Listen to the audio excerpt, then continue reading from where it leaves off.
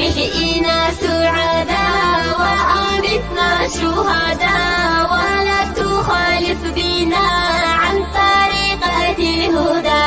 يا من لا مثل له في ذاتي وصفاتي، اغفر لنا ما مضى واصلح لنا ما يأتي. أنت ثبت يا ربي حب النبي في قلبي، حب النبي في قلبي.